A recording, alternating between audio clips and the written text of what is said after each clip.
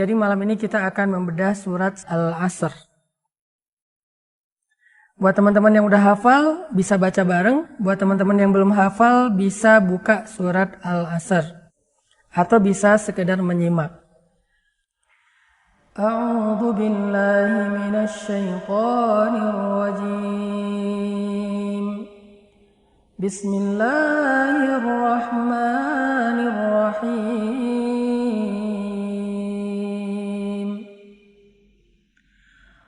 Wal 'ashr innal insana lafi khusr illa alladhina amanu wa 'amilus solihat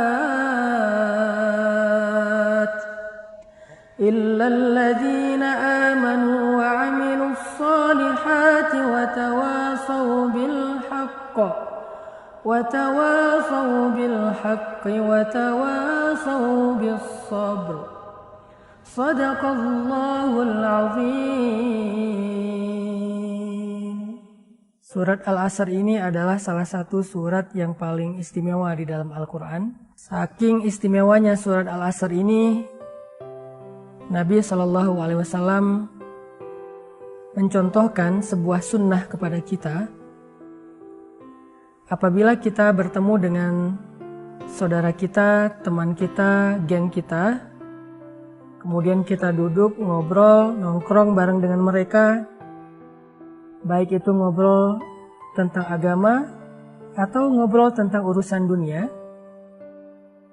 Lalu setelah kita selesai dalam tongkrongan itu, kita ingin bubar, maka Nabi mencontohkan sebuah sunnah agar kita menutup tongkrongan kita, menutup majelis kita dengan membaca surat Al-Asr. Kenapa? Kenapa di dalam sebuah majelis, baik itu majelis yang kopdar, kita nongkrong bareng, ataupun secara online seperti ini, kita dianjurkan untuk menutup majelis dengan membaca surat Al-Asr. Kenapa? Karena surat Al-Asr ini adalah sebuah nasihat dan pengingat buat kita semua tentang banyak waktu yang kita habiskan dalam sebuah tongkrongan itu mungkin secara sia-sia. Mungkin tanpa kita sadari tadi dalam sebuah obrolan kita sempat membicarakan aib orang lain, kita sempat berdusta secara nggak sengaja, kita sempat bersendagurau secara berlebihan, kita sempat lalai dalam obrolan-obrolan yang kadang-kadang nggak bermanfaat. Maka membaca surat Al-Asr menjadi pengingat buat kita untuk meralat semua yang tadi kita ucapkan dengan istighfar.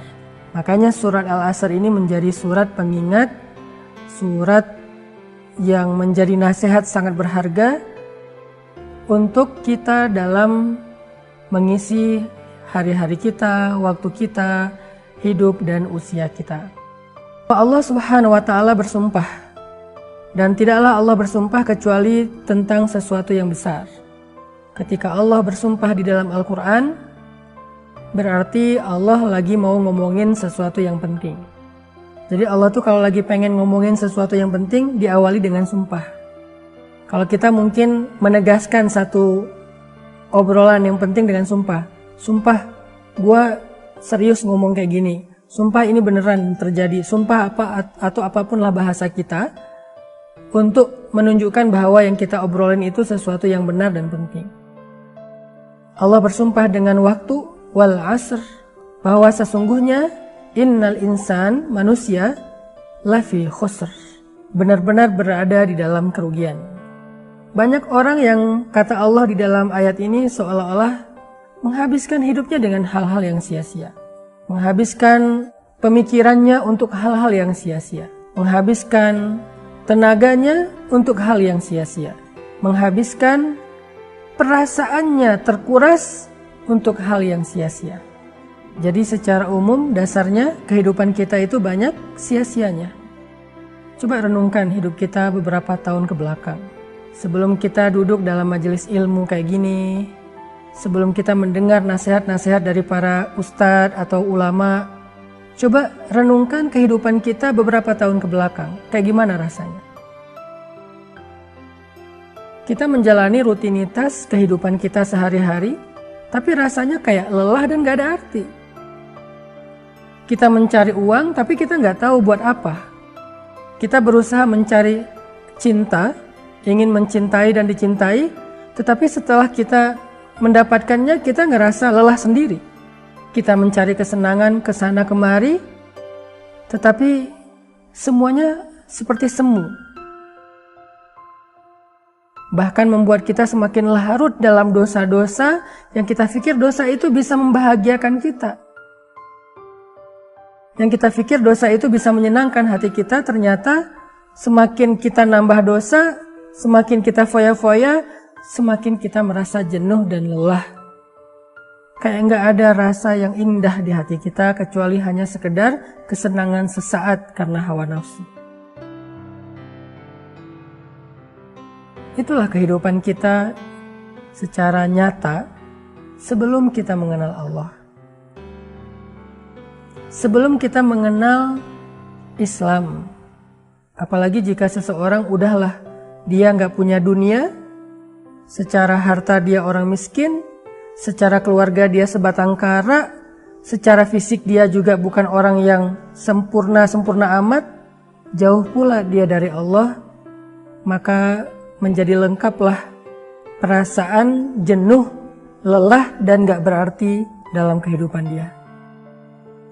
Itulah yang dimaksud dengan firman Allah, Innal insan lafi khusr.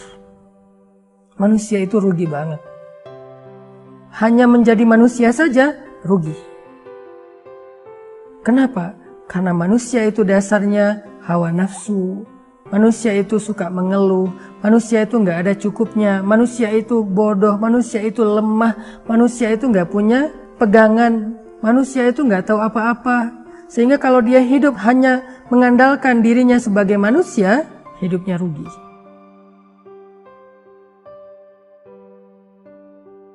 Kalau hidupnya hanya sekedar menjawab pertanyaan, wajar kan sebagai manusia saya pengen ini, saya pengen itu, saya pengen ini, saya pengen itu. Hidupnya rugi. Semakin lama dia menyadari kerugian itu, menyadari kesalahan itu, semakin banyak yang hilang dari kehidupannya. Semakin banyak kebaikan-kebaikan yang hilang dari hidupnya. Makanya Nabi bilang, Man aslaha ma bainahu wa bainallah, aslahallah ma bainahu wa bainan nas. Siapa yang memperbaiki hubungannya dengan Allah, maka Allah akan memperbaiki hubungan dia dengan manusia. Man aslaha sariratahu, aslahallah alaniyatahu. Siapa yang memperbaiki urusannya yang tersembunyi, yaitu imannya, hatinya, niatnya, rahasia dia dengan Allah, hubungan dia dengan Allah, maka Allah akan memperbaiki urusan yang tampak, yaitu hubungan dia dengan manusia.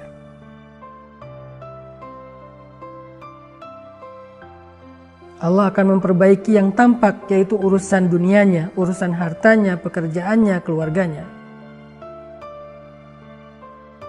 Itulah maksud Allah, teman-teman, di dalam surat Al-Asr. Kehidupan kita gak sempurna kalau kita jauh dari Allah. Kehidupan kita akan menemukan kebosanan, kejenuhan, kesia-siaan, kerugian, sampai akhirnya kita bingung buat apa saya hidup, gak ada artinya kehidupan saya. Ketika kita jauh dari Allah Subhanahu wa Ta'ala, walaupun kita punya dunia dan seisinya, begitulah hidup. Kita dekat dengan makhluk, dekat dengan urusan-urusan dunia, tetapi kita jauh dari pemilik kehidupan. Itulah kenapa kita kehilangan arah, kita ngerasa hidup gak ada arti, sampai bahkan memilih lebih baik mati aja.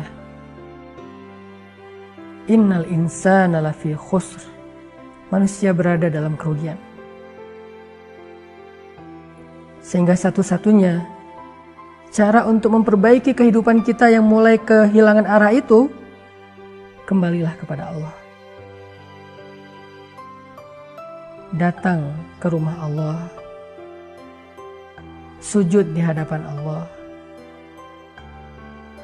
renungkan kebesaran-kebesaran Allah. Zikir, sebut nama-nama Allah. Minta maaf sama Allah untuk memperbaiki hubungan dengan Allah. Baru nanti Allah secara bertahap akan mengembalikan kualitas hidup kita. Akan memperbaiki urusan-urusan hidup kita yang selama ini berantakan karena kita jauh dari Allah. Jadi kalau kita ngerasa kurang terus, ngeluh aja. Ngeluh tentang keluarga, ngeluh tentang kerjaan, ngeluh tentang keadaan, ngeluh tentang penghasilan, rezeki, fasilitas hidup, ngeluh terus. Pasti ada masalah antara kita dengan Allah. Pasti. Innal insana lafi khusr. Semua yang kita lihat, yang kita rasakan, yang kita alamin dalam kehidupan itu hanyalah hal-hal yang sifatnya keluh kesah. Khusrin, rugi.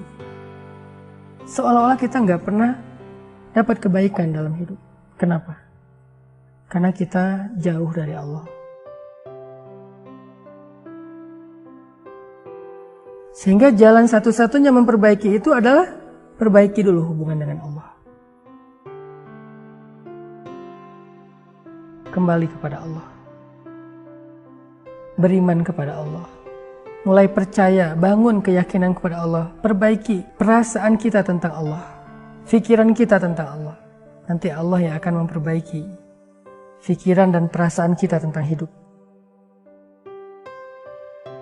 Gimana cara supaya kita bisa terus memperbaiki hubungan kita dengan Allah? Kata Allah, wa amilus sholihat. Paksakan diri kita untuk berbuat amal solih. Paksakan diri kita untuk baca Al-Quran. Paksakan diri kita untuk berzikir. Paksakan diri kita untuk berdoa. Paksakan diri kita untuk sholat. Paksakan diri kita untuk sedekah, bantu orang lain. Paksakan diri kita. Bukankah orang dulu memaksakan diri berbuat dosa? Dengan bersusah payah untuk melakukan dosa. Memangnya membuat dosa itu gak susah payah? Emangnya berbuat dosa itu gak capek? Sama capeknya. Orang berbuat dosa capek. Orang bermaksiat susah payah. Maka orang yang beramal soleh juga sama. Tetapi maksiat, capeknya membuat kita lebih capek. Lelahnya membuat kita semakin letih.